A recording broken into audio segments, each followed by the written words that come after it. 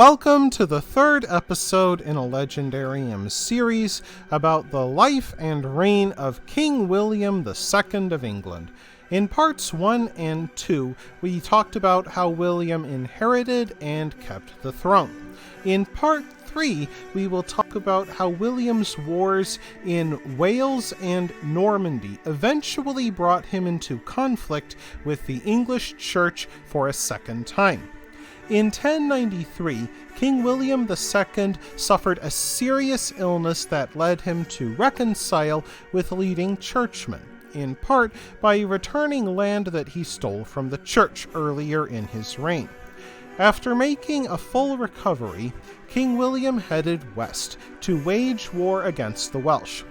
He conquered and settled the modern city of Pembroke, along with the Vale of Glamorgan in South Wales.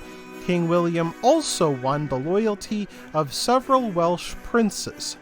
Meanwhile, in the north, a new king named Duncan I of Scotland came to power, with the help of English knights sent by King William. Likely for this reason, Duncan put an end to the Scottish raids that plagued northern England since the chaos of the Norman conquest in 1066. Of course, with an ambitious warlord like William II on the throne, peace would not last long. William returned home to Normandy in February 1094 and began waging war against his own brother, Duke Robert of Normandy. England served as little more than a piggy bank to fund William's wars, and England groaned under higher and higher taxes. When some of William's nobles complained, the king suggested that they rob the shrines of the saints. By 1095, King William controlled 20 castles in Normandy, mostly motte and bailey castles made from timber and earth. By 1096, Duke Robert was getting tired of losing to his brother and offered William a truce.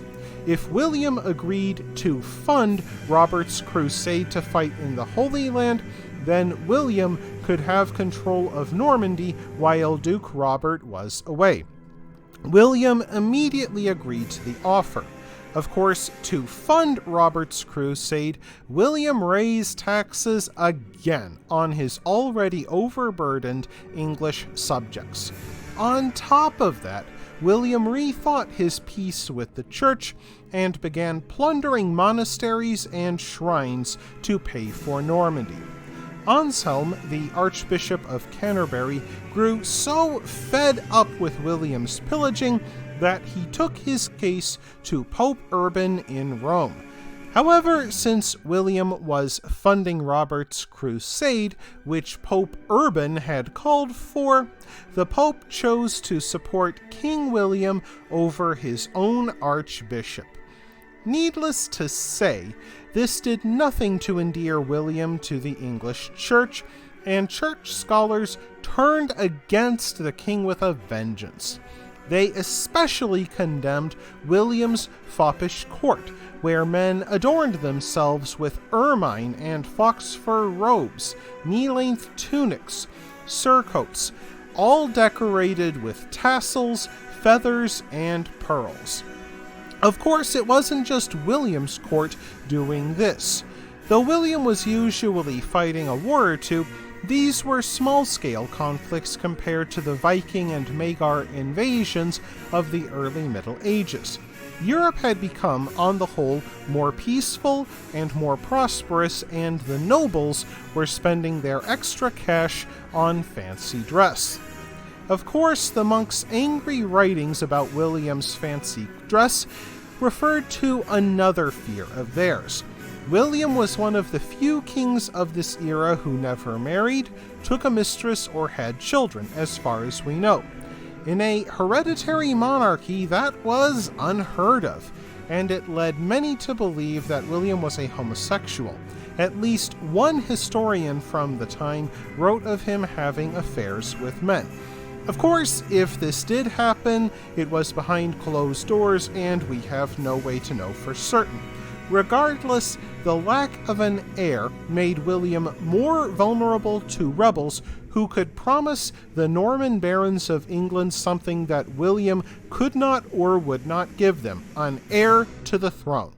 And so in 1095, an Anglo-Norman noble named Robert de Mowbray, who had already betrayed William once in 1088, did so again. He and his co-conspirators planned to force William from England and replace him with Stephen Aumale. Mowbray seized 4 Norwegian ships in port to get things moving. He also ignored William's order to report to his court and explained the seizure of these ships. When Mowbray ignored the summons, King William led an army to Mowbray's stronghold of Bamburgh Castle. William built a siege tower called the Evil Neighbor at Mowbray's doorstep. Mowbray made a desperate attempt to flee the castle under cover of night while leaving his wife in charge. Yet he was wounded in the leg by an arrow, captured by the king's men, and brought before William II. William then threatened to torture Robert de Mowbray in front of his wife and all his retainers if they did not surrender immediately.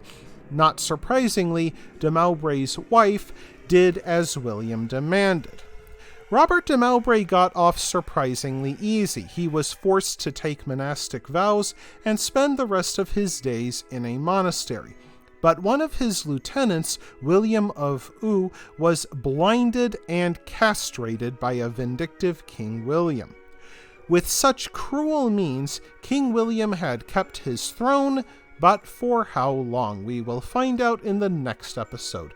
I hope you enjoyed this installment of the Legendarium. If you did, press like. If you want to see more, press subscribe. And if you've got anything to say, let me know in the comments section. Thanks again for joining me, and I hope that you have a great rest of the day.